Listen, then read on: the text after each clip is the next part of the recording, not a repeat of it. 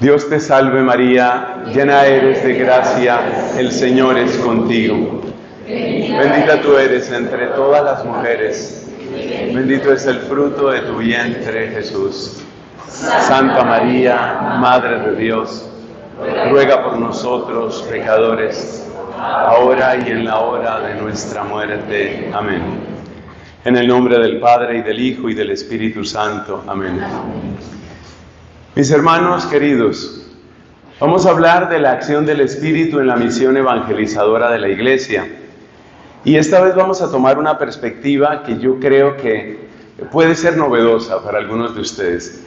Vamos a comparar qué es lo nuevo que trae el Espíritu, precisamente en paralelo o en comparación con lo que son nuestras fuerzas humanas. Es decir, ¿qué trae el Espíritu que tú no tengas? ¿Qué trae el Espíritu más allá de lo que tú puedes hacer? La Biblia tiene una terminología para referirse a lo que el ser humano puede por sí solo. Lo llama la carne y la sangre. La carne y la sangre que en otra terminología más filosófica se llamaría la naturaleza humana. La carne y la sangre tienen unas capacidades, pero hay algo que no puede la carne y la sangre. Entonces voy a empezar recordando con ustedes algunos pasajes bíblicos en donde se habla de la carne y la sangre, para que veamos el límite que tiene nuestra naturaleza y después veamos cuál es el poder que viene a través del Espíritu y por qué ese poder es indispensable para la evangelización. Tal vez el primer pasaje que viene a nuestra memoria es en aquel recorrido que Cristo está haciendo por la zona de Cesarea de Filipo y les pregunta a sus discípulos: ¿quién dice la gente que soy yo?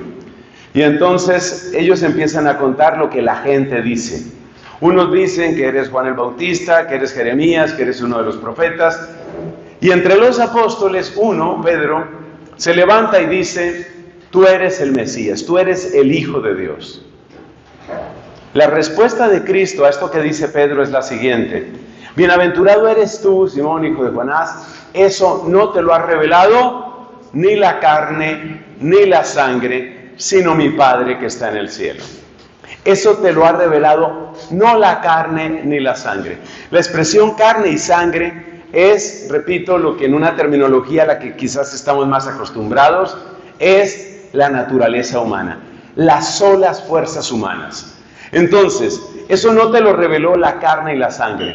Descubrir que Jesús es un personaje impresionante, eso lo descubre cualquiera. O sea, nada más ver sus milagros, ver su liderazgo, ver la coherencia de su vida, ¡wow!, eso produce admiración. Pero pasar de esa admiración a la confesión de fe, es decir, a afirmar que Él es el Hijo de Dios, hasta allá no llega la naturaleza humana. Eso tiene que habérselo revelado el Padre Celestial. Bueno, ahí tenemos un elemento sobre lo que queremos decir con aquello de la carne y la sangre. Le voy a dar otro pasaje. Este está en el Evangelio de Juan. Se refiere a aquellos que han nacido de nuevo. Y dice, capítulo 1 de San Juan: estos no han nacido ni de la carne ni de la sangre, no han nacido de impulso de varón. Se refiere, por supuesto, al deseo natural que el hombre tiene hacia la mujer. No han nacido de deseo de varón, no han nacido de la carne y la sangre, sino que han nacido de Dios. Han nacido de Dios. ¿Y que han nacido de Dios qué significa? Significa que la vida cristiana es imposible, es imposible. Atención a esa palabra, veo que ya algunos empiezan a tomar sus apuntes, eso me parece fantástico. Mira, la vida cristiana, esto lo quiero destacar mucho porque hay mucha confusión hoy con este tema. La vida cristiana es imposible.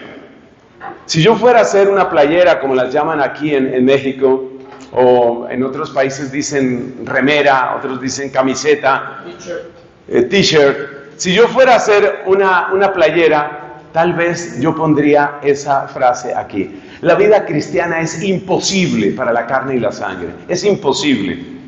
Te voy a dar otro pasaje, Mateo 19, por favor, vayan sintonizando, vayan conectando, amigos, que esto va a una velocidad vertiginosa y tenemos mucho terreno que cubrir. Mira este otro pasaje. Jesús les dice, por allá en Mateo 19, en el contexto de las riquezas de este mundo, dice nuestro Señor Jesucristo: Es muy difícil, mejor dicho, es imposible que un rico entre en el reino de los cielos. Más fácil es que pase un camello por el ojo de una aguja a que un rico entre en el reino de los cielos. Por supuesto, se está refiriendo a aquellos que ponen su confianza en las riquezas, como lo explica en otros lugares. Es imposible que entre en el reino de los cielos. Pero resulta que en la tradición judía la riqueza es señal de bendición. Entonces, que Cristo diga que el rico no va a entrar en el reino de los cielos los deja absolutamente perplejos. Y entonces uno de ellos, no sabemos el nombre, dice, pero entonces ¿quién se puede salvar? La respuesta de Cristo es apodíctica. Para el ser humano, para la carne y la sangre, es imposible. A ver, hay que conectar, amigos. A ver, aquí estamos tomando fuerza. Esto se llama fe mayor. Aquí uno toma fuerza, toma impulso, se conecta. Para la carne y la sangre es imposible. Es que así lo dice Cristo. Es imposible. Y la vida cristiana es imposible. La santidad es imposible. La castidad es imposible. La generosidad es imposible. El perdón es imposible. Un día de estos, nos volvemos locos, Marco y yo, y organizamos el Congreso de lo Imposible. ¿Lo hacemos, Marco? Lo hacemos. El Congreso de lo Imposible. Porque es que la vida cristiana es imposible. Por ahí decía un arzobispo que yo estoy que oro por él, un arzobispo por allá de otro país, decía, no debemos pedirle a la gente cosas imposibles. Yo decía, pero ¿qué parte del Nuevo Testamento no entiendes, querido arzobispo? Por supuesto que es imposible la vida cristiana. El perdón es imposible. El perdón es imposible, no funciona. Pero ¿por qué insiste tanto en que es imposible? Pues porque lo dice Cristo. Dice, para el ser humano es imposible. Y luego agrega, pero Dios todo lo puede. Pero Dios todo lo puede. Ahí se ve el salto que hay entre la naturaleza humana, es decir, lo que uno alcanza con sus fuerzas, y lo que se alcanza con el poder de Dios. Y ese poder de Dios es el Espíritu. Es la unción de Dios. La unción de Dios que te acompaña, la unción de Dios que hace que sea posible lo que antes era imposible. No se puede llevar un matrimonio santo con las solas fuerzas humanas. Santo. No digo gente que se entiende, hay gente que se entiende bien y pueden vivir toda la vida y llevan una vida decente, una vida correcta en el sentido humano. Pero un matrimonio santo, un matrimonio que le dé la gloria a Dios, una vida que le dé la gloria a Dios, eso es simplemente imposible. Otro pasaje que nos recuerda sobre las fuerzas humanas y el límite de las fuerzas humanas es cuando de nuevo tenemos a Pedro. Y Pedro sentía que se le estaba llenando la medida, ¿no? Entonces Pedro dice, Señor, una preguntita, nada más así una preguntita, no me lo tomes a mal. ¿Cuántas veces tengo que perdonar? ¿Cuántas veces tengo que perdonar? Explícame bien cómo es el tema este. Y por poner una cifra, hasta 7 veces, hasta 7. O sea, Pedro dijo así una cifra que ya le parecía bastante, porque era 7 veces en un día. Probablemente ya estaba en malos términos con alguno de los compañeros y ya le había perdonado 6. Entonces él dijo, te perdono una más y esto se acaba. De aquí en adelante funciona a base de nudillo. Lo arreglamos a base de nudillo de aquí en adelante. Entonces Pedro dice, ¿hasta dónde debo perdonar? Hasta 7. Y Jesús le da una cifra astronómica. No te digo que hasta 7, sino hasta 70 veces 7. 70 veces 7. El último pasaje que quiero recordarte sobre cómo Dios rebasa la carne y la sangre. Dios rebasa la naturaleza humana. Dios hace posible lo imposible. Dios llega donde nadie más llega. El último pasaje que te quiero mencionar es el conocido pasaje de 1 Corintios capítulo 13, hablando del amor. Y de todo ese himno del amor, que yo creo que todos lo amamos, porque es demasiado hermoso el himno del amor, el himno de la caridad, 1 Corintios 13, la frase que más me impacta es, el amor no lleva cuentas. El amor no lleva cuentas. Esa es la definición matemática del infinito. No hay un número para el amor. Esa es otra manera de decirlo. Ese es otro título para otra playera. no hay un número para el amor. Es infinito, no se acaba, no se acaba. Hay una experiencia que le he contado varias veces y que me pareció muy hermosa. Esto me sucedió hace años, hace ya bastantes años. Y yo iba buscando el sacramento de la confesión y como siempre, ya sabes, uno se siente no solo arrepentido, sino se siente también avergonzado. O sea, pecar realmente es una vergüenza. Y pues imagínate, bautizado, confirmado, consagrado como religioso, sacerdote y pecador. ¡Qué vergüenza, Dios mío! Entonces yo me iba a confesar, porque uno tiene que confesarse, por supuesto que uno tiene que confesarse. Entonces yo me iba a confesar y estaba preparándome, traté de prepararme lo mejor posible, hice oración frente al Santísimo, pedirle perdón a Jesús, pedirle su gracia. Y yo sentí una inspiración que me marcó profundamente.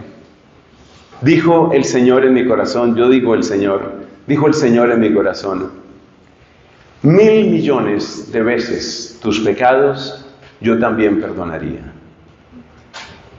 No se agota, el amor no se agota, el amor no lleva cuentas, no hay un número para el amor, eso no lo tiene la naturaleza humana.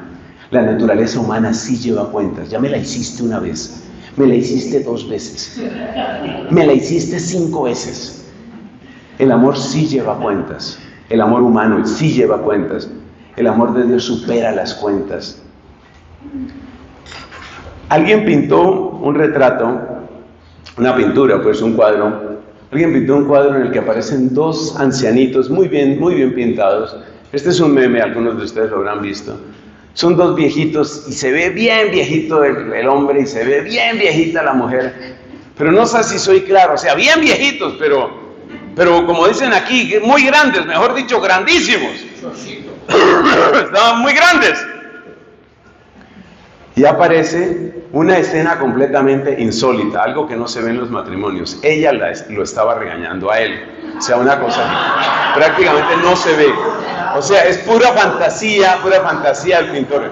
Eso casi no se da en la realidad. Pero el pintor la pinta ahí así como regañándole. Y entonces dice el pie de foto, la esposa de Matusalén, recordándole algo que sucedió hace 744. Ese aplauso te puede salir caro, ¿no? Es decir, la carne y la sangre no logran superar. Por supuesto que el perdón constante no significa complicidad, ni significa que uno sea un tonto, que uno sea un ingenuo, o que uno finalmente no le importe el pecado. Pero la carne y la sangre no logran perdonar, no lo logran. Y la persona vuelve sobre lo mismo, y vuelve sobre no lo logra. Pero una de las cosas asombrosas del Nuevo Testamento es ver cómo grandes personajes tuvieron un oscuro pasado que nadie les recuerda. Esto es asombroso. Es decir, el Espíritu Santo llega donde no llega la carne y la sangre. La carne y la sangre siempre tienen su memoria. Es que el cuerpo tiene su memoria. El cuerpo tiene su memoria y el cuerpo sabe dónde le dolió y la carne sabe dónde le dolió. Y yo me acuerdo perfectamente cómo me sentí hace 744 años cuando tú me hiciste. La carne y la sangre tienen su memoria. Y uno no es capaz de superar eso. Uno no es capaz de pasar por encima de eso. O sea que si te han hecho alguna cosa y tú sientes que pasan meses y más meses y años y más años y no logras superarlo, eso se llama la carne y la sangre. La carne y la sangre nunca van a superar, nunca son capaces de perdonar, nunca. Lo máximo a lo que llega la carne y la sangre, lo máximo a lo que llega es el desquite. Por eso la justicia de la carne y la sangre se llama venganza. Y es lo que tristemente estamos viendo en el mundo. Los que estamos llorando las crueldades de palestinos contra israelíes y de israelíes contra palestinos, estamos viendo el espectáculo de lo que es la carne y la sangre. Tú me la hiciste, yo te la hago. Es decir, lo máximo a lo que llega la carne y la sangre se llama la ley del talión. Ojo por ojo, diente por diente. Eso es lo máximo a lo que llega la carne y la sangre. La carne y la sangre no conoce el perdón. La carne y la sangre no conoce la gratuidad. La carne y la sangre se quedan en la lógica de la transacción. ¿Me trataste bien? Te trato bien. ¿Me trataste mal? Espera que te la voy a hacer. Llegará el momento y te la hago porque te la hago. Esa es la carne y la sangre. Pero hay un problema. Problema no, digamos, una realidad. ¿Y la realidad cuál es? Pues que nosotros somos carne y sangre. Nosotros somos carne y sangre. Nosotros somos esos que estamos esperando siempre recompensa si hicimos el mal. Somos esos que siempre esperamos desquite si nos actuaron mal. No, recompensa si hicimos el bien, perdón, como que dije mal. Recompensa si hicimos el bien. Desquite si nos hacen el mal. Eso somos nosotros. Eso somos nosotros. Y la naturaleza humana, o la carne y la sangre, como la llama la Biblia, no da para más.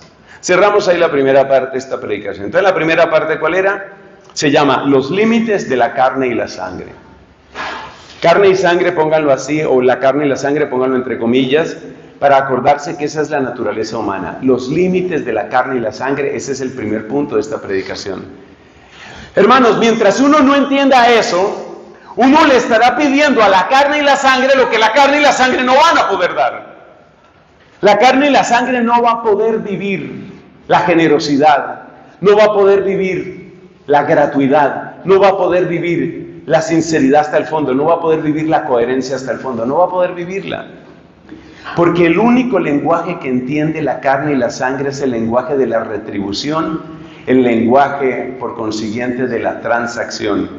Al que me hace mal, yo le hago mal. No necesariamente repitiendo lo mismo, sino, por ejemplo, obraste mal conmigo, te voy a hacer sentir mal, y te voy a hacer sentir mal, y te voy a hacer sentir mal. ¿Hasta cuándo? Hasta que yo sienta que tú te sentiste tan mal como yo me sentí. Ya ahí descanso por fin. Ay, qué rico que se siente, ahora sí lo hice sentir bien mal. Ahora sí quedamos a par. We got even. Ahora sí quedamos a par. Ya lo logramos, ahora sí. Bueno, ese es el primer punto. Esta predicación tiene como 4 partes. Hemos terminado la primera parte. La primera parte es los límites de la carne y la sangre. Cuando uno entiende los límites de la carne y la sangre, uno entiende 2 cosas muy importantes. Primera, que a la carne y la sangre no le pidas imposibles, porque no te los va a dar. No da para más. Hay un pasaje donde Cristo muestra los límites de la carne y la sangre, no con relación al pecado, sino con relación a las solas fuerzas de la naturaleza humana. Es un pasaje muy interesante, refiriéndose a Juan Bautista.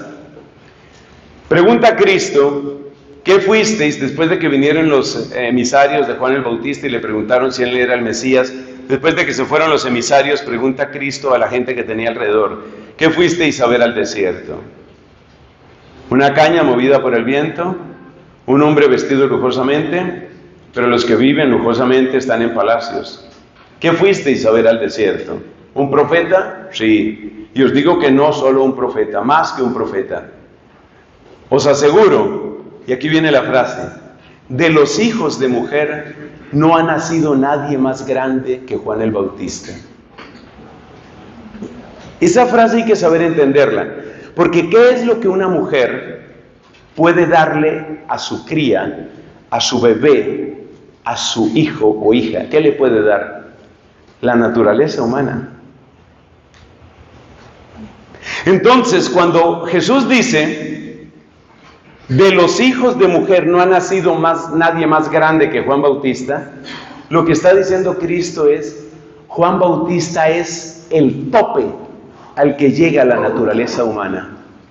Una vida sin pecado, una vida con una conciencia clara y una vida que busca la gloria de Dios. Hasta ahí llega la naturaleza humana, es decir, lo máximo de lo máximo, el top del top de lo que puede la naturaleza humana. Ya tiene nombre en la Biblia, se llama Juan el Bautizador, Juan el Bautista. Pero la frase de Cristo continúa: sin embargo, os aseguro que el menor en el reino de los cielos es mayor que Él. ¿Cómo así? O sea, ¿más grande que Juan? Sí, Señor, más grande que Juan. ¿Por qué? Porque el más grande en el reino de los cielos, el más pequeño en el reino de los cielos, obra movido por la gracia del Espíritu. El mismo Juan era consciente de su límite, por eso Juan dice, yo os bautizo con agua, pero viene el que bautiza con fuego. Y también dijo, y yo no soy digno ni de desatarle la correa de las sandalias. ¿Cuál es la diferencia entre bautizar con agua y bautizar con fuego? Eso lo explica San Pablo en el libro de los Hechos de los Apóstoles, cuando se encuentra una comunidad que no había oído hablar del Espíritu Santo. En aquella oportunidad dice San Pablo, el bautismo de Juan era una señal para el arrepentimiento de los pecados. Hasta ahí llega la carne. La carne llega hasta ahí, hasta reconocer, de verdad me equivoqué. Hasta ahí llega la carne. Pero la nueva naturaleza, el hacer una criatura nueva, eso solo lo puede el Espíritu. Cuando fue Nicodemo a visitar de noche a Jesús, Jesús le dice, porque Nicodemo empieza así todo diplomático, ¿no? Uno se imagina uno de esos viejos expertos en diplomacia y en tratar. Entonces empieza Nicodemo así todo grandilocuente y dice, Maestro, sabemos que vienes de Dios, porque nadie puede hacer lo que tú haces si Dios no está con él. Y así un saludo, ¿no? Mejor dicho, estaba presentando las credenciales, ¿no? Bueno, aquí estoy yo saludándote.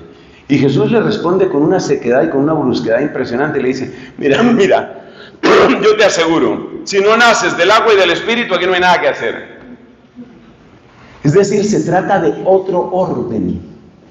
Esto es lo que la teología llama el orden natural, o sea, el orden de la naturaleza humana, y el orden sobrenatural. Entonces, Nicodemo, que era experto en la ley, que era muy respetable, que era comparativamente un hombre de éxito, tenía buena posición, pertenecía al senado de ellos, o sea, al Sanedrín. Nicodemo en este mundo podía ser muy alto. Jesús le dice, mira, eso que tú tienes no vale nada. Eso que tú tienes no suma. Eso que tú tienes es muy poco. Hay que empezar de nuevo. Hay que nacer del agua y del Espíritu. O sea, te estoy hablando de otro orden. Hay una expresión que ahora es muy popular, se usa en muchos lugares, para indicar que algo realmente supera, pero supera cualitativamente de una manera impresionante. Entonces la gente dice, wow, eso es otro nivel. Eso fue lo que le dijo Cristo a Nicodemo. Mira, tú me hablas así, con toda esa diplomacia, y tú eres un hombre rico, prestigioso, con poder. Pero yo te digo una cosa, yo te estoy hablando de otro nivel. Lo mío es otro nivel. Y lo mío es otro nivel porque es del agua y del Espíritu. Agua que recuerda el bautismo de arrepentimiento de Juan, Espíritu que indica la nueva creación. Muy bien. Entonces, ¿qué vamos a ver en la segunda parte de esta predicación? Vamos a hablar de esa naturaleza humana. Y vamos a hablar por qué la naturaleza humana tiene esos límites. La naturaleza humana pues tiene, por supuesto, cuerpo y alma. Aquí estamos muy clásicos, somos gente muy clásica en esta predicación. Entonces tiene cuerpo y alma. ¿Dónde están las fuerzas o capacidades del cuerpo humano? Las fuerzas o capacidades del cuerpo humano están en torno a la sensibilidad y en torno pues a la fuerza física. Eso es lo que tiene el cuerpo humano. La sensibilidad, la capacidad de sentir, y la fuerza, el ejercicio mismo de la fuerza física. Eso es lo que tiene el cuerpo. ¿Y el alma qué es lo que tiene? Pues el alma tiene básicamente dos facultades que son la inteligencia y la voluntad. Así que, amigos, prepárense, tenemos un poco de filosofía en los próximos minutos. Entonces, ¿qué utiliza un ser humano para vencer a otro ser humano? Utiliza estas cuatro cosas, es decir, la fuerza física, el papel de los sentidos, el lugar de los sentidos, la inteligencia y la voluntad. Esas son las cuatro cosas que utiliza todo ser humano para vencer a otro ser humano. La más elemental, por supuesto, es la fuerza física, que tiene su demostración en un hombre llamado Sansón. Sansón era realmente un tipo muy fuerte, muy fuerte. Tan fuerte que, por ejemplo, venció a un león sin ningún problema. León, lo lamento por ti, no tienes nada que hacer delante de Sansón. O sea, Sansón es poderoso, Sansón tiene mucha fuerza. Hordas de filisteos atacan a Sansón, Sansón se deshace de los filisteos como quien espanta moscas. No es un problema. Tiene una tremenda fuerza física. Un ser humano puede vencer a otro ser humano a través de la fuerza física.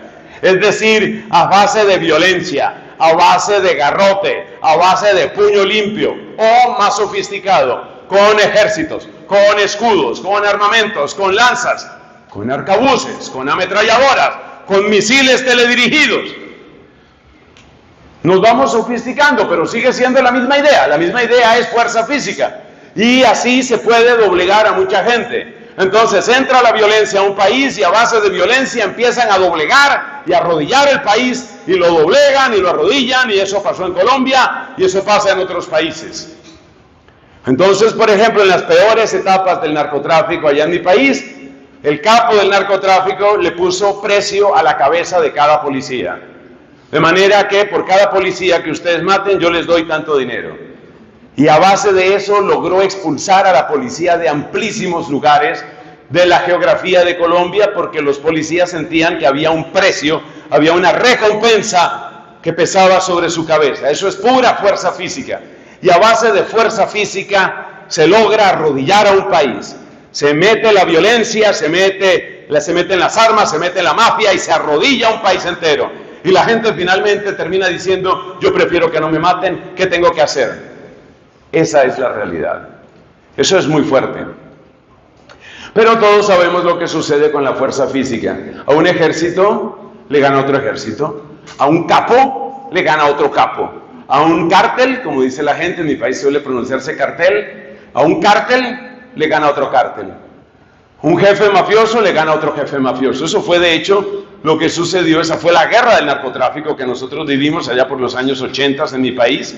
Una cosa terrible, porque resulta que sin tener ni siquiera en qué gastar tantísimo dinero, ya era un tema de orgullo. Yo tengo que humillar a las otras mafias y por consiguiente yo tengo que ser el único que reina en este país. Esa fue la historia de Pablo Escobar. Y por consiguiente empieza a luchar contra otro clan de mafiosos llamado el cártel de los Rodríguez Orejuela, y viene una lucha entre ellos por el control del territorio y es violencia contra violencia. Esa es una manera de intentar vencer. Pero el ejemplo de Sansón es muy interesante porque también es corporal, porque nos muestra que la sola violencia física no es lo máximo. Hace su aparición con ustedes una mujer. ¡Ay, las mujeres!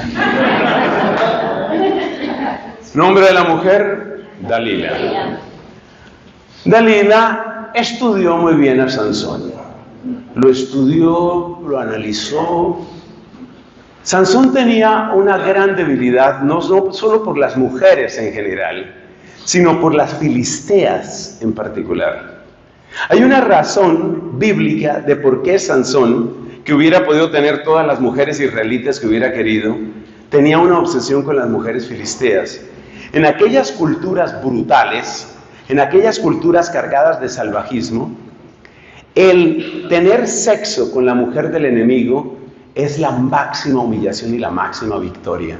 Es decir, que tú tienes tu hija, tu hijita que tú amas, y que yo la viole, ojalá delante de ti, es la máxima muestra de poder. Lo que tú más quieres es tu mujer, tu esposa, tu hija. Eso es lo que tú más quieres. Pues adueñarme de tu mujer es la manera de ejercer al máximo el poder de mi ego macho. Porque yo soy muy macho. Entonces, Sansón, que tenía un ego mayor que sus bíceps y sus tríceps, Sansón, con ese ego macho, Sansón dice, es que yo no solo necesito ganarle a los filisteos, vencerlos en cuerpo a cuerpo, ya eso se da por descontado. O sea, que yo agarre a un filisteo y lo desnuque, eso no tiene ya ninguna gracia. Lo interesante es violarle a la mujer, lo interesante es triunfar sobre la mujer filistea. Y él se obsesionó desobedeciendo la ley de Moisés. Esto lo comenta el libro de los jueces, está a la altura del capítulo 13 del libro de los jueces, la historia de Sansón. Entonces, ya Dalila tenía un terreno ganado, porque se sabía que Sansón era un hombre que tenía esa obsesión con las filisteas. Entonces Dalila, pues era muy bella, y ahí entra otro poder físico. Estamos hablando de los poderes físicos. El primer poder físico se llama la violencia, la fuerza, que puede ser aumentada a través de ¿qué? De las armas o de todo ese tipo de cosas. Pero ahora estamos hablando de otro poder físico, que es el poder de los sentidos. Entonces Dalila estudió muy bien a su víctima y empezó a enamorarlo, no le costó mucho trabajo. Sansón se enamora de Dalila, se enamora, se obsesiona con Dalila. Sansón siente que Dalila es la mujer entre todas las mujeres, es la mujer fantástica, es la mujer perfecta, ella es, no existe más que Dalila. Dalila va ganando poder, a medida que le ve los ojitos a Sansón. Ella dijo, tengo que enamorarlo hasta que tenga ojos de ternero degollado. Cuando ya Sansón tenía esos ojitos, ¿conocen los ojos de ternero degollado? Cuando ya Sansón tenía esos ojitos de ternero degollado, entonces Dalila pasa a un nivel más profundo de ataque. ¿Cuál es? Tú no me quieres. O sea, hay mujeres, son pocas, pero hay mujeres que utilizan ese tipo de recursos. Entonces empieza Dalila, tú no me quieres. Y ya Sansón, que estaba así, que se derretía, obsesionado, no pensaba en nada más, sino Dalila, Dalila, Dalila, ¿dónde estará Dalila? ¿Cómo estará Dalila? Quiero dormir con Dalila, Dalila, Dalila, Dalila. Y llega Dalila y dice, no, tú no me quieres. Lo que más amaba Sansón era esas sonrisas de Dalila, pero Dalila ahora estaba seria. Que son armas, ¿no? O sea, son armas, yo le estoy dando aquí cierto armamento a las damas aquí presentes. Porque hay mujeres que no saben que esas armas existen. Entonces, por ejemplo, usted es así súper dulce, súper cariñosa, tú eres mi amorcito, mi amorcita. Al otro día estaba seria. ¿Para qué? Para que él tenga que decir la pregunta que inevitablemente dirá, mi amor, ¿qué te pasa? Ese es el momento clave. En el momento en el que él pregunta, mi amor, ¿qué te pasa? Ese ya es el siguiente paso después de los ojos de ternero. En estas predicaciones se aprenden muchas cosas. Entonces, primero hay que lograr ojos de ternero degollado. Si no se logran esos ojos, usted no tiene nada.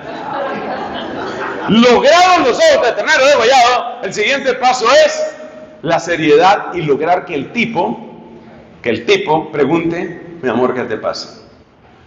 ¿Qué debe responder la mujer? Nada. No. Bueno, nada es la escuela antigua, yo soy de la escuela nueva. La escuela nueva dice, tú sabrás. El tú sabrás es clave, porque el tú sabrás desarticula la capacidad intelectual del varón. Una vez que el varón oye, tú sabrás, se vuelve un nudo, se vuelve un lío.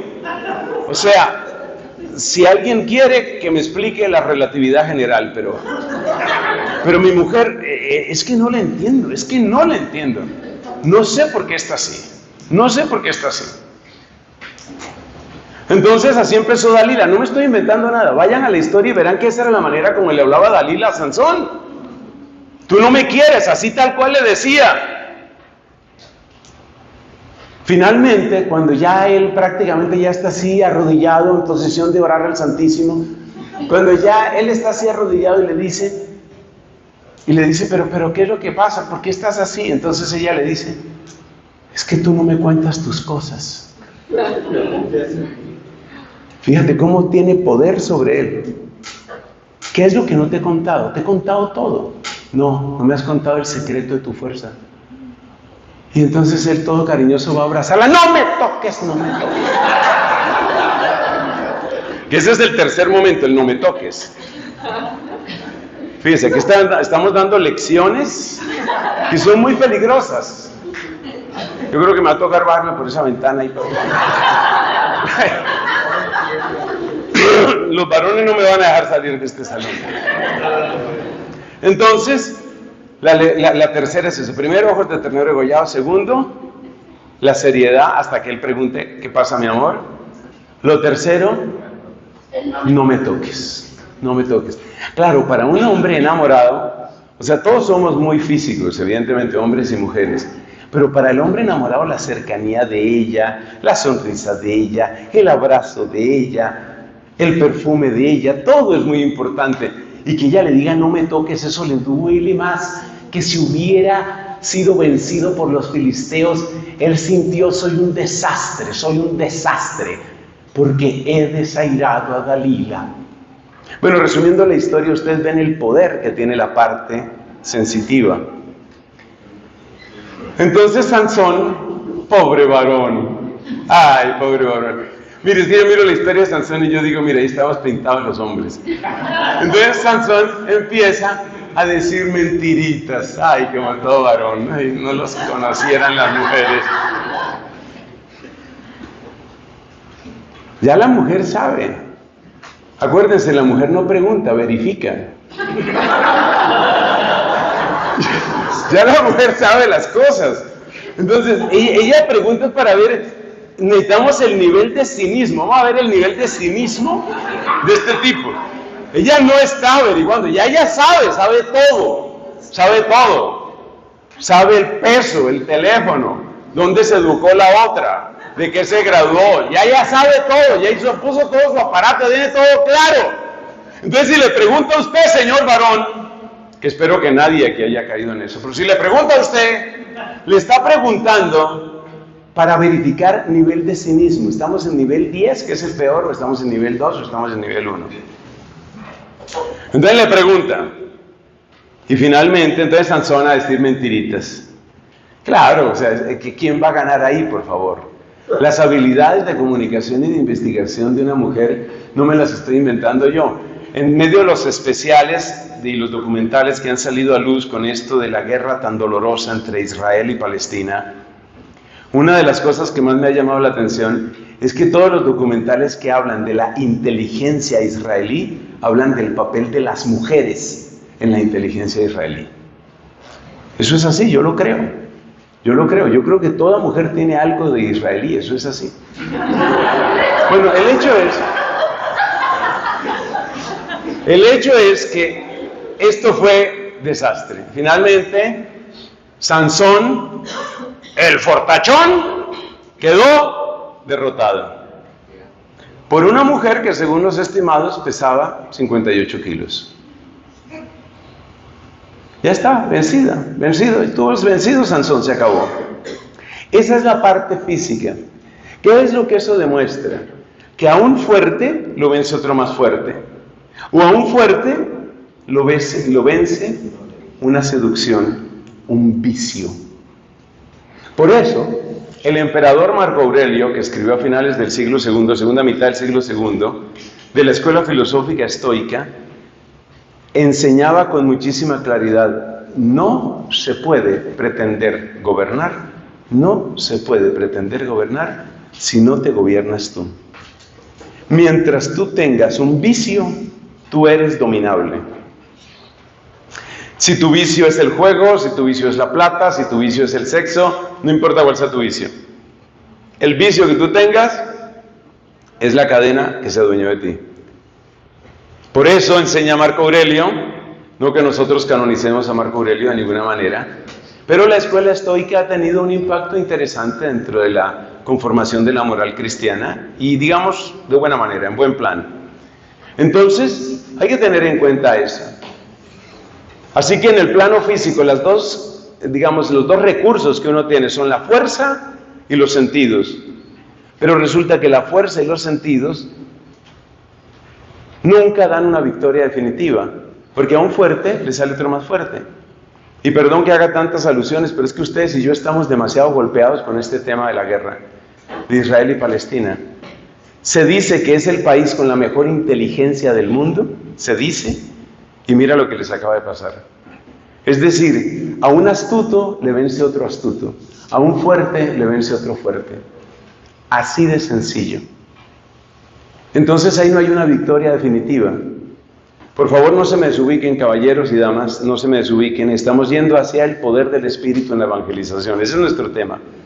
Y acabamos de ver los límites de los recursos de la carne y la sangre. Concretamente, en este momento, los recursos del cuerpo. Pero tenemos la inteligencia. La inteligencia la tenemos. Y tenemos la voluntad. Y la inteligencia y la voluntad van a otro nivel. Eso también es cierto. La astucia va a otro nivel. Esto se nota, por ejemplo, en la famosa lucha entre un muchacho en esa época llamado David, y un gigantón de aquella época que se llamaba Goliat. Goliat va con su escudero, con sus armas, con su lanza, con sus dardos.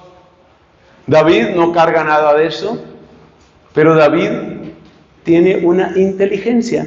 La inteligencia es la que te permite ver el lado débil de la otra persona, la inteligencia. Entonces, la inteligencia también te permite anticiparte a lo que la otra persona va a hacer. La inteligencia se ha mostrado de muchos modos a lo largo de la historia, especialmente si vamos a los conflictos militares, la inteligencia. Usted piense, por ejemplo, en lo que fue la victoria de aquel hombre llamado Alejandro, se le llama Alejandro Magno, a mí no me gusta llamar Magno a este hombre. Alejandro Magno pues venció al ejército de los persas. Y la superioridad del ejército persa eran más de 250, otros dicen más de 300,000 soldados. Alejandro Magno no tenía ni sombra de eso, pero Alejandro Magno vence a los persas a través de una estrategia que no les voy a contar aquí porque no soy experto en eso y porque es muy fácil conseguirlo en internet. La victoria de Alejandro sobre los persas. Alejandro examinó cómo piensan ellos, cómo suelen atacar ellos, qué les puede impactar a ellos.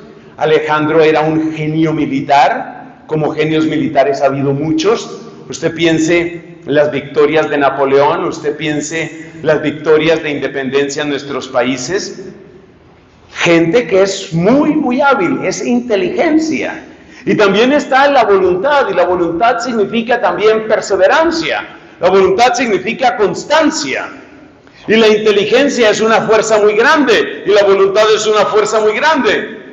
Pero lo que te quiero decir es que ni la fuerza física, ni el uso de los sentidos, ni la inteligencia, ni la voluntad, nada de eso da una victoria definitiva. ¿Por qué?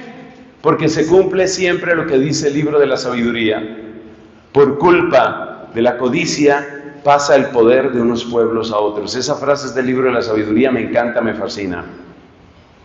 Es decir, que tú tienes un general súper inteligente como Napoleón, es decir, las victorias de Napoleón son una cosa, para los que les gustan esos temas, les gusta la historia, ver lo que logró Napoleón, cómo se metió, cómo llegó a ser prácticamente el emperador de Europa, casi. Pero luego, a todo Napoleón le llega su Waterloo. A todo Napoleón, a todo astuto le llega otro astuto peor. A todo fortachón le llega otro más violento. Entonces, cerramos esta segunda parte.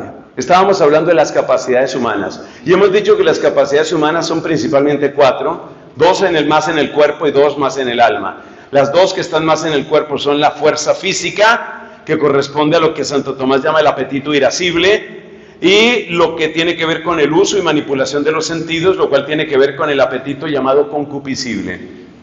Apetito sensible, apetito irascible, apetito concupiscible, eso es lo propio del cuerpo. Y en el alma tenemos la inteligencia y la voluntad.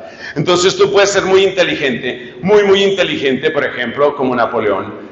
Pero tú, siendo tan inteligente como Napoleón, te sale otro más inteligente. Entonces allá, el almirante Nelson, por cierto se llamaba Nelson, y debo contarles que mi nombre se dice almirante porque mi papá ponía el nombre de acuerdo con lo que estuviera leyendo. Entonces por eso me llamo yo Nelson, ahí está. Entonces Nelson venció a Napoleón, ya está, ahí está claro. Y se acabó, y perdió, y no hubo más. Bueno, ahora viene la gran pregunta. Y la gran pregunta es esta. ¿Es esa toda la historia de la humanidad? Es decir, garrote que después es garroteado, fortachón que después es vencido, seductor que luego es seducido. ¿Esa es la historia de la humanidad? Los griegos pensaban que sí. Y un filósofo de cuño claramente anticristiano como Federico Nietzsche también pensaba que sí. Por eso el mito inmanentista por excelencia, es decir, el mito que se queda solo en la realidad de la carne y la sangre, es siempre el mito del eterno retorno. La historia se repetirá y se repetirá. Por eso, ¿por qué? Porque dice el libro de la sabiduría, debido a la codicia el poder va pasando de unos pueblos a otros. ¿Y tú lo ves? Entonces, por ejemplo, tienes el caso de los persas. Los persas vencieron a los caldeos. Si nos vamos al siglo VI, los caldeos habían desterrado a los judíos, los habían llevado a Babilonia. Los persas vencen a los caldeos y se acabaron entonces los persas. Pero después los persas son vencidos por el imperio helenístico, el de Alejandro, entonces se acabó el imperio helenístico. Luego el imperio helenístico es vencido por los ptolomeos, que tienen raíz egipcia, entre otros, entonces se acabó el imperio helenístico. Luego de ese sigue, y más adelante te encuentras el imperio romano, que venció, y después de los romanos, entonces vienen los visigodos, los hunos, que vencieron a estos. Esa es la historia. La historia parece una sucesión interminable de guerras. De este le pegó, pero después le pegaron. Pero el que le pegó al que le había pegado, después le pegaron. Y después a ese que le pegaron, porque había pegado, entonces a ese también le pegaron. Esa es la historia. Gente dándole garrote a la gente. Gente seduciendo y siendo seducida. Gente venciendo y siendo vencida. Esa es la historia de la carne y la sangre, a gran escala. Pero esa es también la historia de nuestras vidas.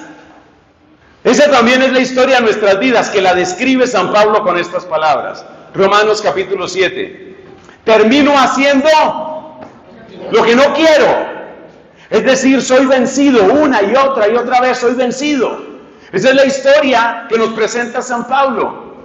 Esa es la historia nuestra, que somos vencidos. La historia nuestra es que intentamos y no podemos, que a veces ganamos y a veces perdemos. Esa es la historia nuestra también, y esa es la historia de la carne y la sangre. Y uno trata de aplicar su perseverancia, entonces uno dice, está bien, no me voy a impacientar. A partir de hoy, 14 de octubre, voy a tener paciencia. O sea, atentos todos porque vais a ver un nivel de paciencia cual no se ha presenciado en México jamás. Hoy empieza mi paciencia. ¿Qué opinas de mi paciencia? Tu paciencia me parece ridículo. Mira, el ridículo serás tú y tu madre.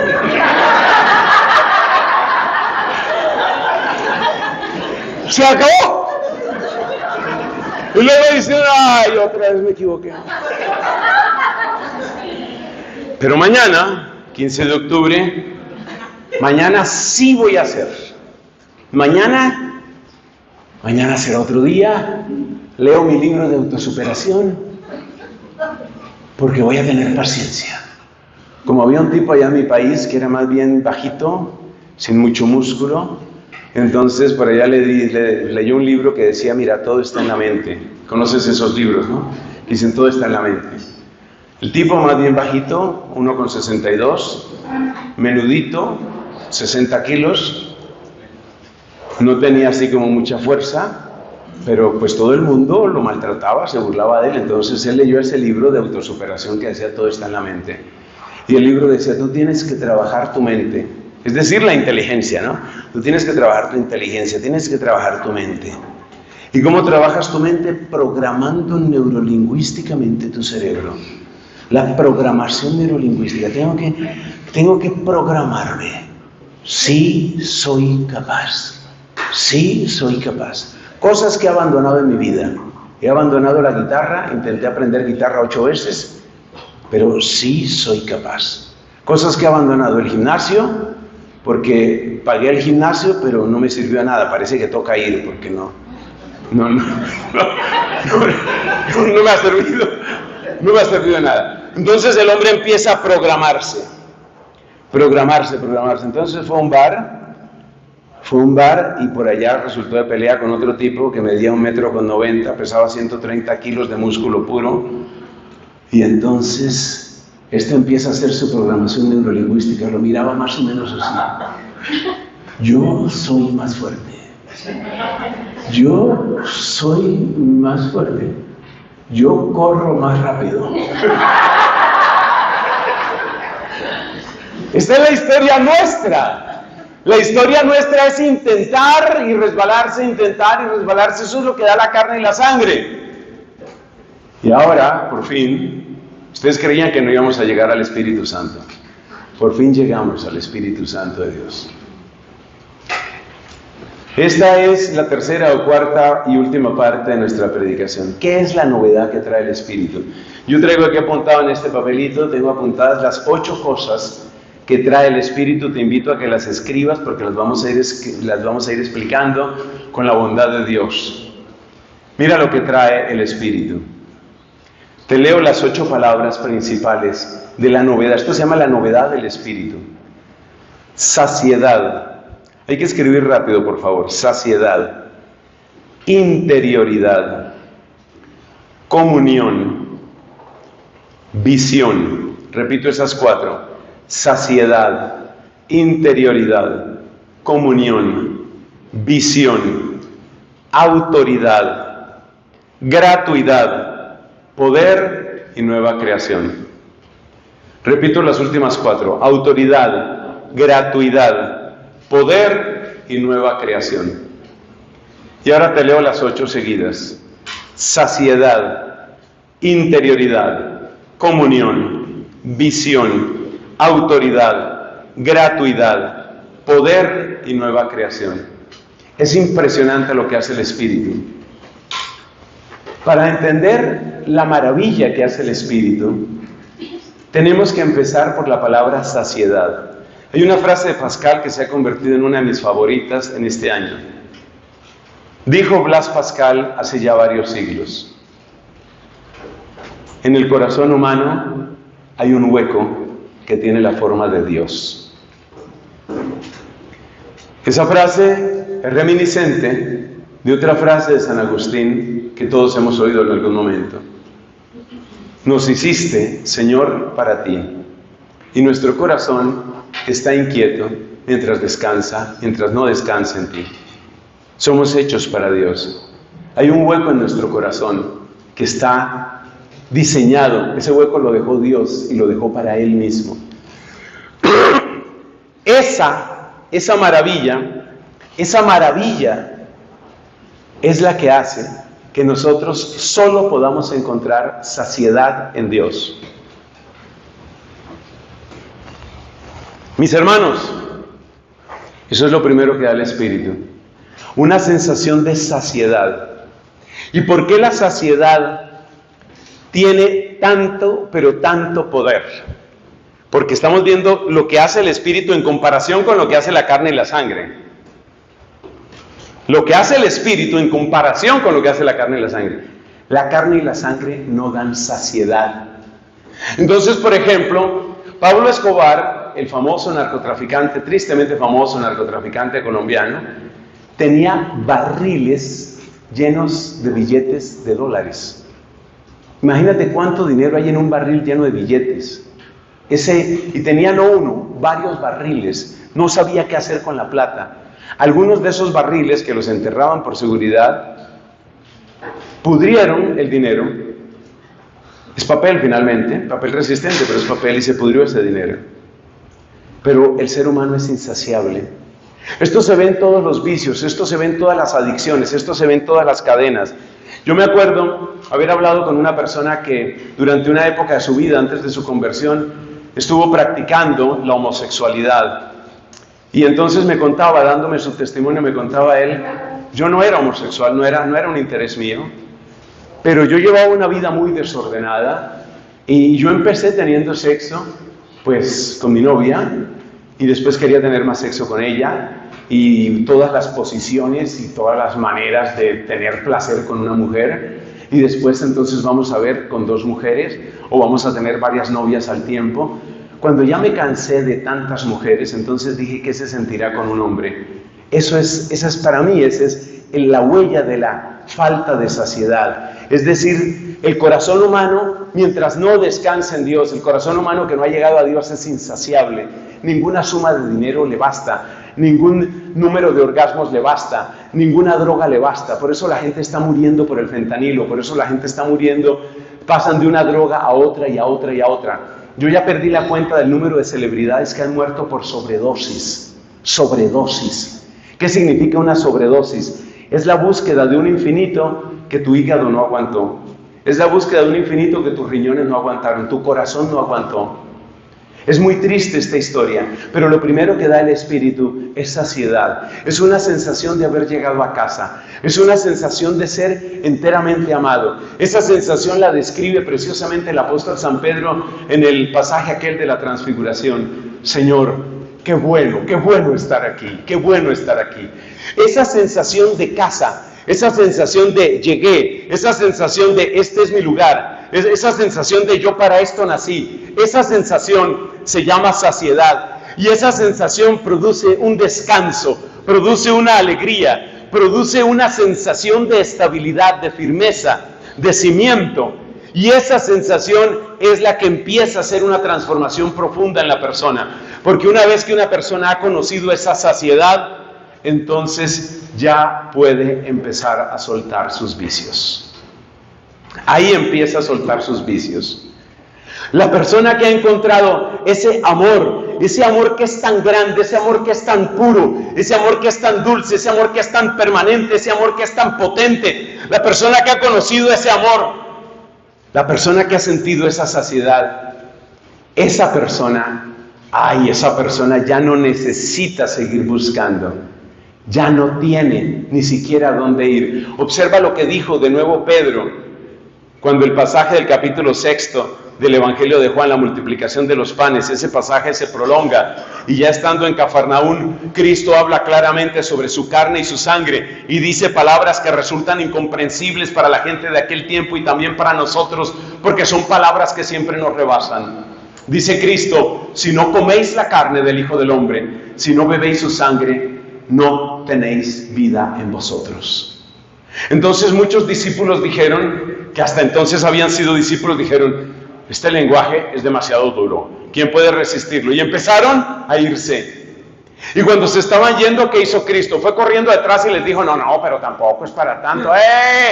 No se puede decir nada, pues. Eso no fue lo que hizo Cristo. Cristo, tomando una posición que casi parece desafiante o incluso arrogante, les pregunta a los apóstoles: ¿vosotros también os vais a ir? ¿También os vais? Y ahí Pedro dice su frase: Señor, ¿a quién vamos a ir? Eso le pasa a la persona que ha conocido saciedad. Es decir, ya nada se parece a esto, nada se parece a esto. Y por eso hay una sensación de victoria. La primera victoria del Espíritu no es que tú seas el mejor predicador o el mejor cantante o el mejor cantautor. La primera victoria de Cristo es que tú hayas encontrado saciedad en el Evangelio, saciedad en el Espíritu, saciedad en tu condición de hija de Dios, de hijo de Dios. La persona que ha encontrado saciedad, encontró cimiento, encontró su casa. Encontró su casa. El 27 de diciembre de 1984, yo llegué con mis maleticas, dicen en otros países. Yo llegué con mis maleticas, llegué al convento de Santo Domingo en Bogotá, porque iba a iniciar mi vida religiosa hace casi 40 años. ¡Qué barbaridad! Soy un anciano. Yo llegué con mis maleticas allá y entré al convento de Santo Domingo, lugar donde me encuentro precisamente viviendo ahora. Entré, miré al convento y sentí: este es. Eso te lo da el Espíritu. Este es. Un buen matrimonio debe pasar por esa sensación, ese sentir: he conocido otras personas, he conocido otros hombres, pero definitivamente este, chaparrito y feo, un poco bruto, pero este es. Bueno, no necesariamente, también tiene otras cualidades. De hecho, tiene grandes cualidades. Grandes cualidades. Esa sensación de que este es. Y por eso hay como una especie de milagro en el verdadero matrimonio, que no sea simplemente pasión, que no sea simplemente gusto, porque si es simplemente gusto y pasión nos estamos devolviendo a la carne y la sangre. Por eso el matrimonio tiene que ser sacramento, va más allá de simplemente me gusta o no me gusta. Es una sensación de que realmente Dios quiere que ella esté en mi vida y que esté para siempre en mi vida.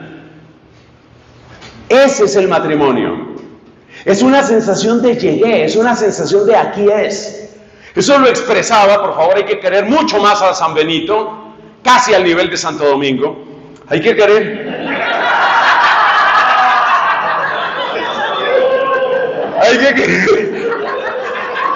Hay que querer a San Benito. Eso es lo que quería decir San Benito con el famoso voto de estabilidad. Porque es que en la época de Benito había una cantidad de gente espiritual que iba de monasterio a monasterio, eran así como peregrinos, y de paso comían gratis. Y entonces, un momentico, eso como así.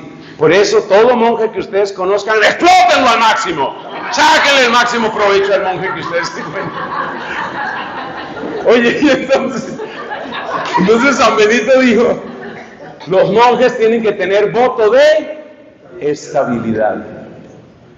Voto de estabilidad. ¿Cuál es la espiritualidad detrás del voto de estabilidad? Es la prueba de si el Espíritu realmente es el que te ha traído aquí. Porque si es el Espíritu el que te ha traído aquí, tú sientes estabilidad. Tú sientes, este es mi lugar. Y esa saciedad es increíble. Esa saciedad da una estabilidad, da una firmeza muy grande. Es como encontrar, por ejemplo, a una mujer felizmente casada, a un hombre felizmente casado, y sentir que esa persona es muy estable, es muy firme, pero muy firme. O encontrar a un sacerdote realmente convencido y alegre. O encontrar a un religioso que vive lo suyo y que ese es su sitio. Esa persona tiene la armadura de Dios. Porque la armadura de Dios, esa frase te puede servir, la armadura de Dios es la alegría en Él. Escribe eso que te conviene. La armadura de Dios es la alegría en Él. El que está alegre en el Señor es casi indestructible. ¿Cómo haces tú para que caiga en pecado una persona que está alegre? Una persona que está feliz de ser lo que es. ¿Cómo haces tú para que caiga en pecado esa persona? Es casi imposible. Porque esa persona tiene la armadura de Dios. Esto está en Nehemías capítulo 8. En Nehemías capítulo 8 y en Filipenses capítulo 4, en ambos lugares está. En Nehemías capítulo 8 leemos, este día está consagrado al Señor. No estéis tristes ni lloréis. La alegría del Señor es vuestra fortaleza. La alegría de Dios. Y Dios nos necesita alegres, porque si estamos alegres en Él, si estamos con esa sensación de saciedad en Él, mira, todas las estrategias de Satanás no pueden, porque Satanás lo que puede es ofrecerte deleites o presentarte miedos, y ni miedos ni deleites van a tener poder sobre ti si tú estás en saciedad. Eso lo trae el Espíritu y es increíble. Segundo, el Espíritu trae interioridad. Jesucristo dice, esta frase de Cristo es absolutamente clave. Jesucristo dice, el que beba del agua que yo le daré, esa agua se convierte en él en un surtidor. Esa frase de Cristo a mí me sacude, me conmueve, me enamora. El agua se volverá surtidor. Por favor, toma en cuenta eso, búscalo, está en el Evangelio de Juan. El agua se volverá surtidor. Mira, yo puedo tomarme un poquito de esta agua que viene muy a punto en este momento. Tomo de esta agua, pero esta agua viene de fuera hacia adentro. Por eso cuando tengo otra vez sed, acuérdate de Juan capítulo 4, tengo que volver al pozo. Porque es agua que viene de afuera. No te imaginas, o tal vez sí te puedes imaginar en el espíritu, lo que es el poder de tener la fuente adentro. La persona que tiene la fuente adentro es literalmente imparable. Por ahí hay una canción que se ha repetido mucho en memes este año, la canción del Unstoppable. I'm unstoppable. Es decir, yo soy imparable, a mí nada me para. Eso le pasa al que tiene el Espíritu. El que tiene el Espíritu, como tiene la fuente adentro, nadie le para. Nadie le para. O sea, ¿cómo detienes a alguien que tiene el motor adentro? Si una persona, por ejemplo, es enamorada del dinero, tú desde fuera la manejas con el dinero. Yo sé que a ti te encantan los dólares, aunque también manejas euros. De tal manera que como te gustan los dólares y los euros y las libras y toda moneda fuerte, mira, aquí te tengo este dinero, ya está. Te manejo desde fuera. La persona que vive de los sentidos la manejan desde fuera. Por eso decía San Agustín, tú estabas dentro de mí y yo estaba afuera. Y deforme como era, me lanzaba sobre esas cosas que si no estuvieran en ti no existirían. Esa frase es del libro de las Confesiones de San Agustín.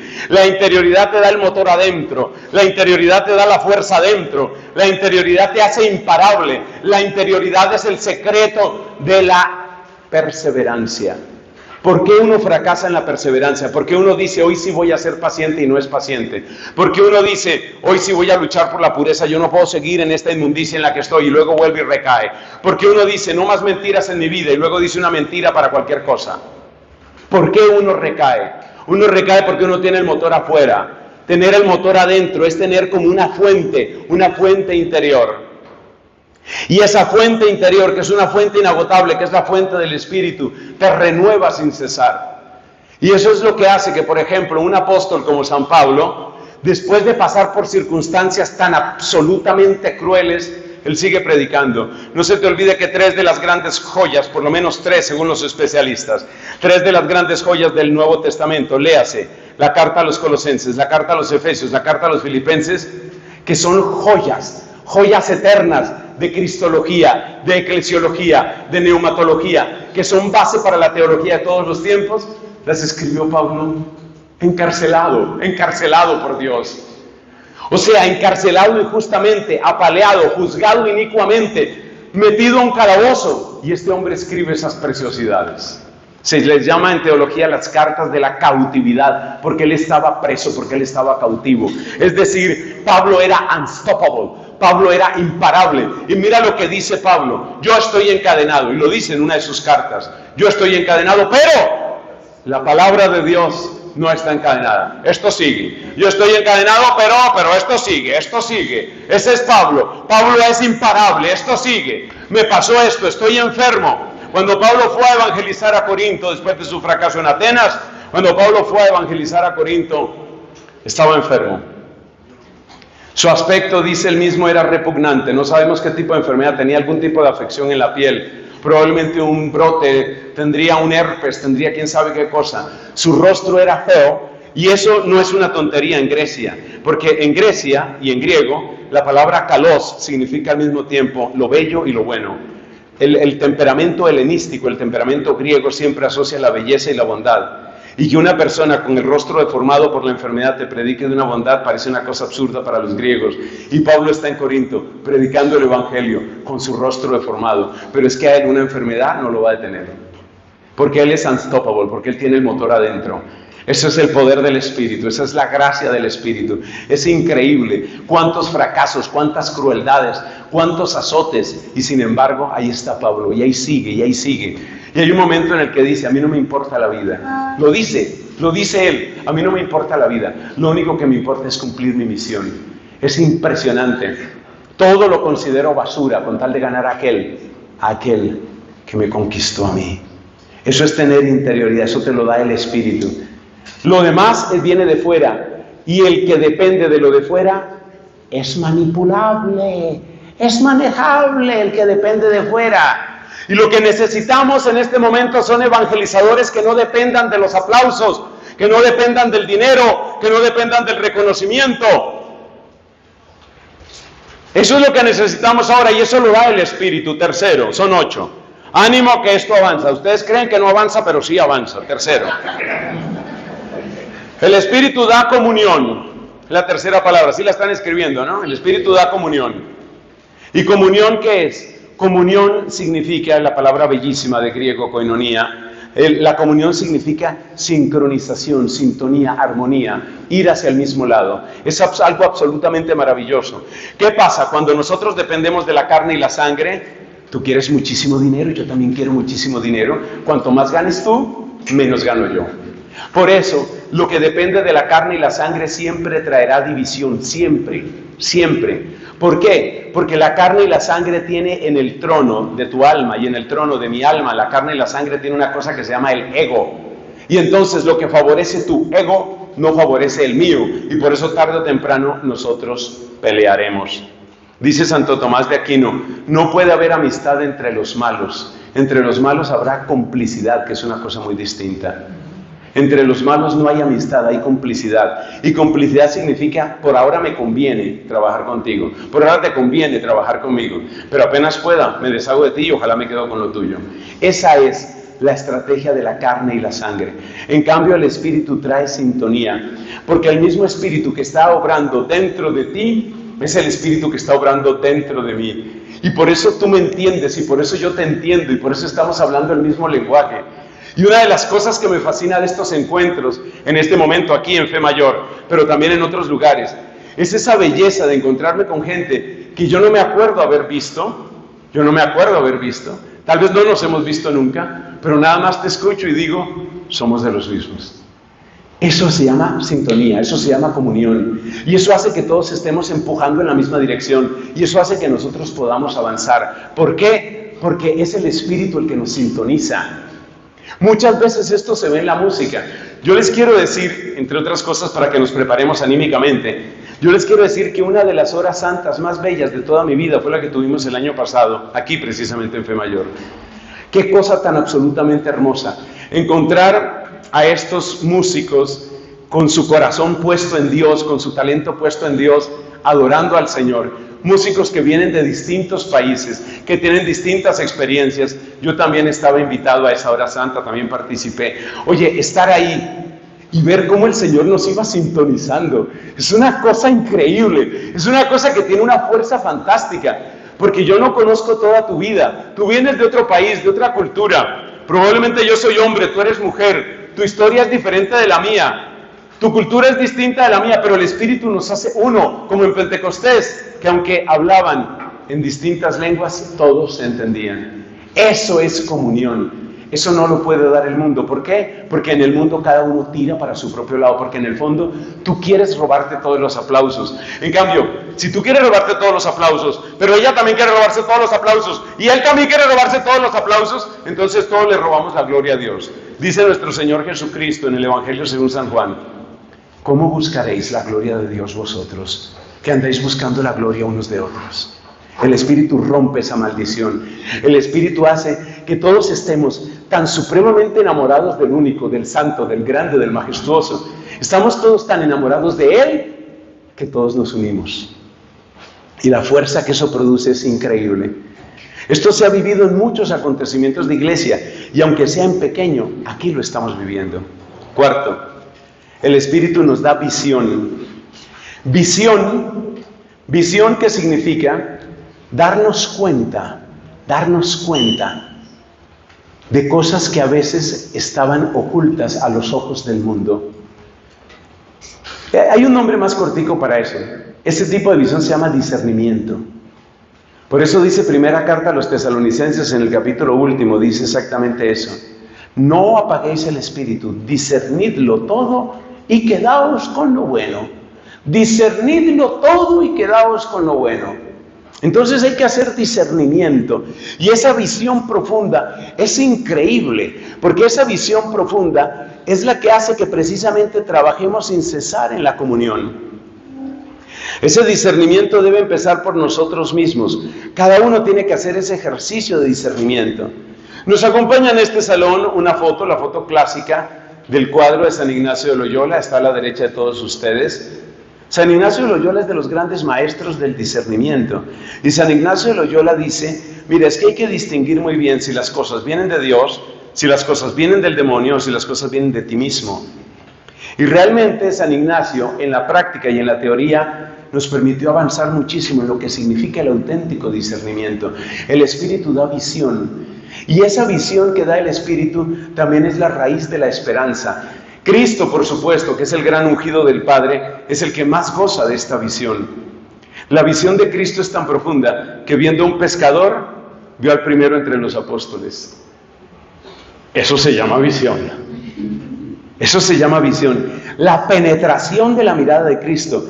Mira, Cristo te ve con tanta profundidad que es capaz de descubrir en ti lo que tú misma no has visto, lo que tú no ves. La riqueza y la belleza que hay en ti, que tú no ves, seas hombre o mujer, la belleza, la grandeza, las posibilidades, los talentos que hay en ti, esos los ve Dios, no los ves tú. Cuando Pablo se convirtió, capítulo 9 del libro de los Hechos de los Apóstoles, Dios le dijo a Ananías, yo le mostraré a ese hombre, a Pablo, yo le mostraré lo que tendrá que sufrir por mí. Qué cosa tan bella, qué cosa tan hermosa lo que tendrá que sufrir por mí. ¿Eso qué significa?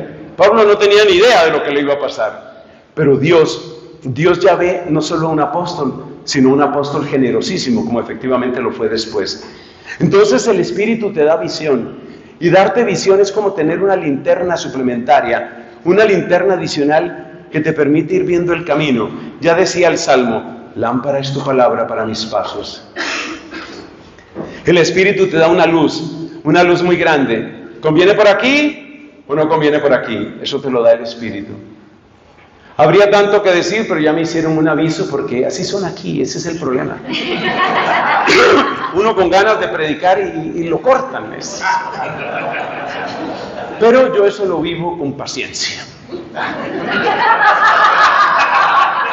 Quinto, el Espíritu te da autoridad. ¿Cuál es la mejor definición de autoridad? La mejor definición de autoridad proviene de su etimología, según mi modesto parecer. Viene de su etimología. Autoridad está conectada con autor. Autor, pues popularmente es el que escribe o el que realiza una obra. ¿Qué es tener autoridad? Es tener la capacidad de llegar a la vida de otra persona para escribir una realidad nueva en ella. Escribe eso prontico, por favor, que ya nos están cortando. Escribe eso pronto, que te conviene. Autoridad es la capacidad o el don de escribir una realidad nueva en la vida de otra persona. Eso es tener autoridad. Y por eso hay personas que uno siente que no tienen ninguna autoridad. Así tengan el puesto, así tengan el cargo, así tengan el nombramiento. Uno siente que no tienen autoridad. Tener autoridad, ¿qué es? Tener autoridad es tener el don y la capacidad de escribir palabras nuevas en la vida de otras personas. Entonces Cristo tenía una enorme autoridad. La gente decía, caramba, ¿qué tiene su palabra? Habla con autoridad. ¿Y por qué es importante la palabra de autoridad? Porque la única palabra que queda es la palabra de autoridad. Eso también escribe lo que también te sirve. Mira, nosotros podemos hacer mucho ruido y nosotros podemos tener muchos cantos y sacar muchos CDs y muchos MP3 y podemos hacer muchas cosas, pero lo único, escúchame bien, lo único que cambia las vidas es la palabra de autoridad, porque la palabra de autoridad escribió algo nuevo. Y para mí el honor más grande que Dios me lo conceda. Mi mamá murió hace 13 años y la oración que ella hizo por mí los últimos años de su vida fue precisamente pidiendo esto, no con la palabra autoridad, pero ella decía que tus palabras puedan llegar, que tú puedas hacer un bien, que tú puedas marcar una diferencia en la vida de la gente. Eso es tener autoridad. Solo las palabras de autoridad cambian vidas. Y hay cantos que tienen autoridad. Y hay palabras y predicaciones que tienen autoridad, y hay homilías que tienen autoridad, y hay homilías que no tienen autoridad, y me perdonarás, pero eso pasa en la iglesia. Y hay personas que uno puede escuchar y uno siente que las cosas pasaron como por encima, como que se le entendió, pero en el fondo dijo lo que todos esperábamos que dijera y ahí quedó todo. El Espíritu te da palabra de autoridad. Si tú quieres que tu palabra, que tu predicación, que tu canto llegue y haga una diferencia, tú necesitas del Espíritu. Solo el Espíritu escribe palabras nuevas en la vida de los hermanos. Solo el Espíritu cambia. El Espíritu cambia. Y esas palabras, eso realmente hace una diferencia. Hay un predicador, amigo mío, yo lo aprecio mucho, estuvo también predicando en mi país no hace mucho, Tomás Martínez, de la Renovación Carismática del Paraguay. Y él estuvo predicando con nosotros en Semana Santa allá en Colombia. Él daba su testimonio y contaba en su testimonio que él escuchó algo que todos hemos oído muchas veces: Dios de verdad te ama. Pero hubo un momento en el que alguien, por la gracia del Espíritu, dijo eso de tal manera que este hombre, que era un muchacho más bien rebelde en ese momento, más bien alejadito de Dios, él escuchó Dios en verdad te ama y empezó a sentir que todo se desmoronaba dentro de él y cayó en un llanto profundo y en un deseo de conversión y en un deseo de amor a Dios. Esa es una palabra de autoridad. Muchas veces no es tanto obsesionarnos con el contenido. El contenido es clave y por supuesto queremos enseñar siempre la recta doctrina. El contenido es clave, pero no es solo el contenido, es la unción. También escriba eso, por favor, usted que casi no ha escrito nada, escriba eso. No es solo el contenido, es ¿la qué? La unción. Las palabras ungidas son palabras perfumadas, son palabras con bálsamo, son palabras que penetran, son palabras que quedan. Y a veces no es ni el sentido material de las palabras. ¿Cuántos predicadores hemos dicho, Dios en verdad te ama? Y es verdad, pero en aquella ocasión, por la gracia, por el poder del Espíritu, Dios en verdad te ama, le cambió la vida a un muchacho que a partir de ahí empezó a convertirse en uno de los predicadores laicos más interesantes que tiene el Paraguay. Pasemos a la gratuidad. El Espíritu Santo da gratuidad. ¿Y gratuidad qué significa? La capacidad de dar sin esperar. Por favor, no confundan esto con lo que a veces sucede en algunas relaciones de pareja. No sé si me tocará bajarme por esa ventana, la veo muy sellada, por cierto. Mira lo que pasa. Se termina una relación y se queja. Vamos a suponer que es la mujer la que se queja. No siempre es la mujer la que se queja, pero vamos a suponer que en este caso, la mujer se queja. Entonces la mujer se queja con un amigo, con un psicólogo, con un sacerdote. Y es que esto pasó, dice ella, yo que le di todo a ese truán, le di todo sin esperar nada a cambio. Y le pregunta el otro, el amigo, el sacerdote le pregunta, ¿y qué te dio? Nada. Y el otro hace, ¿no dijiste que estabas dando todo sin esperar nada a cambio? Es que nosotros usamos mal las palabras. Tú no digas que en una relación de pareja tú estás dando todo sin esperar nada. No te digas mentiras, tú sí estás esperando algo. Tú estás esperando algo. Cuando me toca hacer catequesis, que me encanta hacer catequesis sobre los matrimonios, porque es una manera de ver cómo las personas pueden iluminar esa dimensión tan profunda de su afectividad. Yo siempre les digo eso a las parejas. Por favor, recuerden que el matrimonio tiene sus transacciones. El matrimonio es un camino de la transacción a la gratuidad.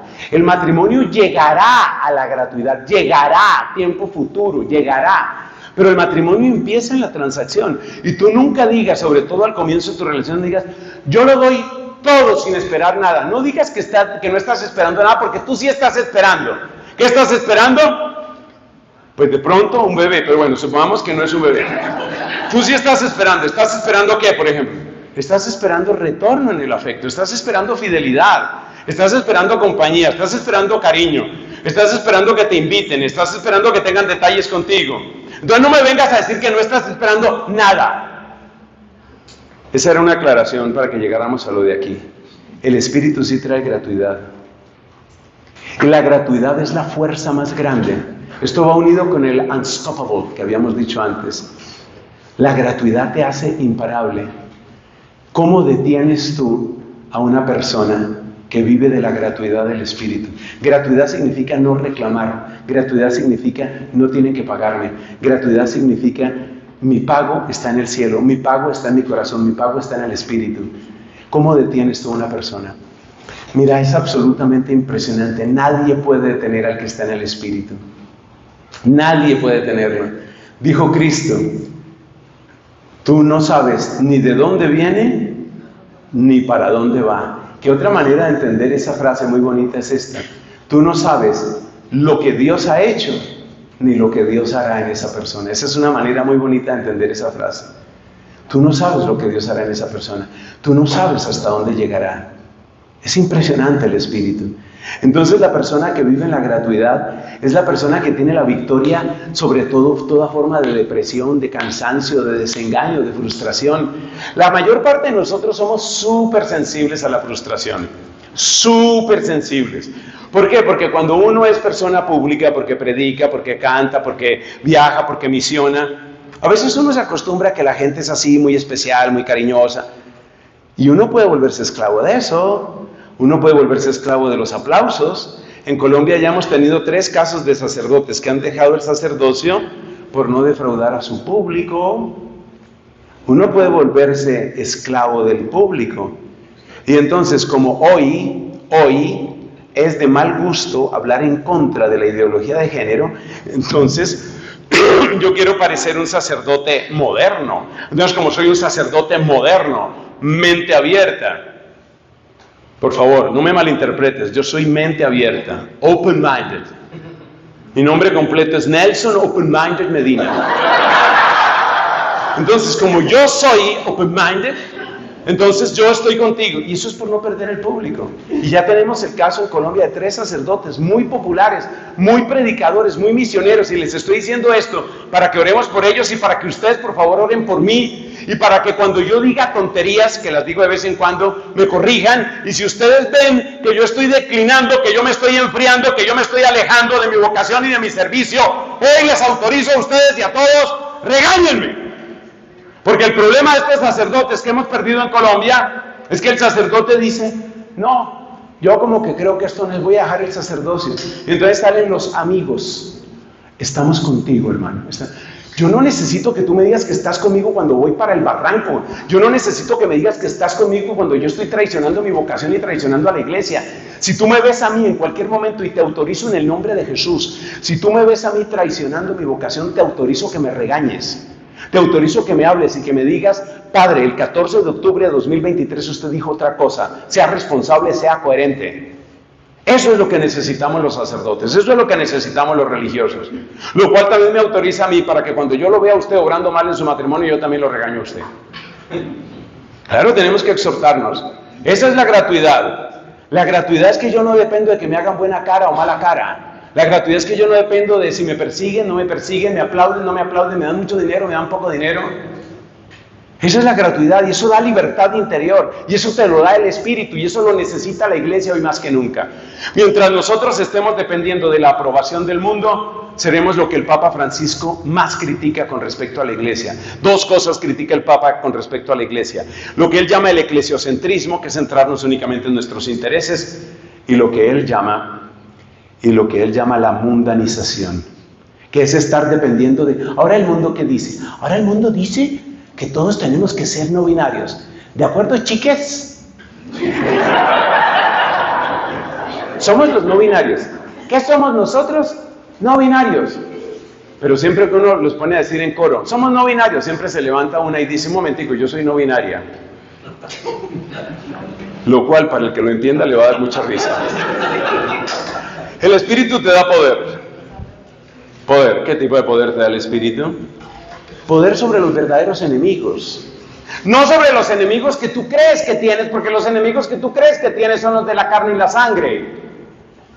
Los enemigos de la carne y la sangre son las personas que a uno le caen mal. Y entonces por eso había un amigo mío que decía, yo no entiendo, habiendo tanto infarto suelto por ahí, ¿por qué no le cae a fulano de tal? Tanto infarto suelto. Esos son los enemigos de la carne y la sangre. Los enemigos de la carne y la sangre es la eliminación de personas. Los enemigos, según el Espíritu, es la eliminación de pecados. Efesios capítulo 6. Nuestra lucha no es contra la carne y la sangre. Escriba eso también. Mi papel es que si usted no escribe, usted salga con un peso de conciencia terrible de este salón. Y usted diga, Dios mío, no escribí, otra vez no escribí. Entonces, los enemigos según la carne y la sangre son personas. Los enemigos según el Espíritu son pecados. A ver, aprendamos esa lección, queridos chiques. Aprendamos esa lección. Los enemigos según la carne y la sangre son personas. Y los enemigos según el Espíritu son pecado. Eso es. Entonces nosotros queremos destruir el pecado. San Bernardo de Claraval en el siglo II enseñaba exactamente eso a sus monjes, porque los monjes le decían, pero nosotros ¿cómo vamos a rezar este salmo que dice que hay que destruir a los enemigos? Y San Bernardo les enseñó, ¿cuáles son tus enemigos ahora? No los que tenía el salmista, tus enemigos ahora ¿cuáles son? Pues tus pecados. Entonces aplica eso a tus pecados y podrás orar con esos salmos. Entonces el Espíritu nos da poder y llegamos a lo último, el Espíritu hace de nosotros nueva creación.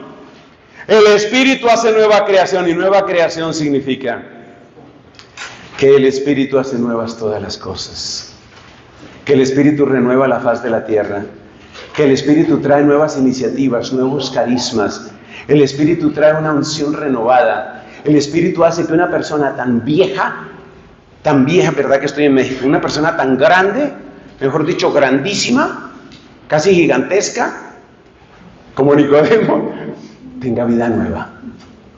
Eso hace el Espíritu. Eso hace el Espíritu, que tenga vida nueva, aún en su ancianidad.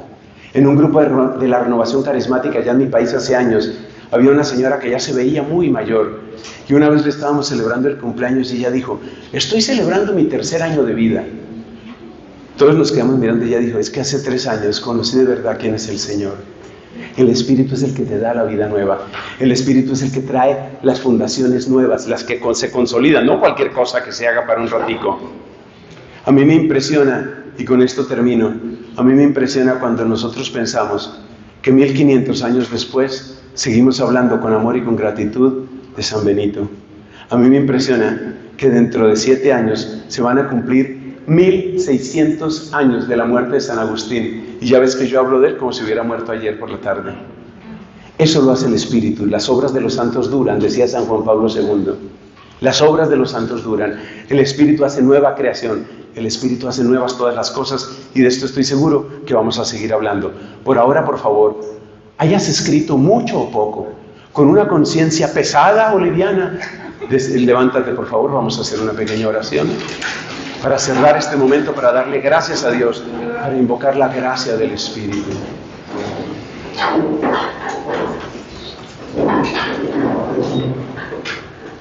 Espíritu Santo de Dios, que procedes del Padre por los méritos del Hijo. Espíritu Santo, úngenos. Espíritu Santo, acompáñanos. Espíritu Santo, llénanos. Espíritu Santo, renuévanos. Espíritu Santo, sánanos. Nada hay bueno que no debamos a ti, Divino Espíritu. Nada hay bueno, ninguna promesa carece de tu sello, ninguna virtud carece de tu perfume, ninguna amistad verdadera está lejos de tu unción. Gracias, Espíritu Santo. Guárdanos, cuídanos, consolídanos, afiánzanos en el amor, afiánzanos, danos el cimiento que no tenemos, danos la fuerza que no tenemos, danos la virtud que no tenemos, danos la palabra que no tenemos, danos la conversión que nos hace falta.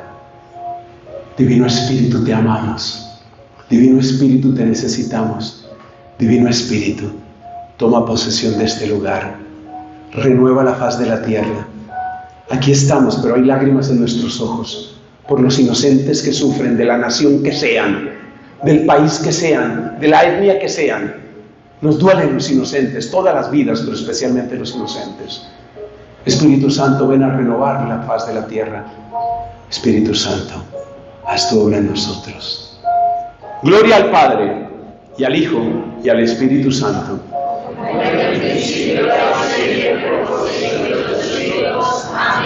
Siento el impulso de bendecirles, les invito a que reciban la bendición. El Señor esté con ustedes.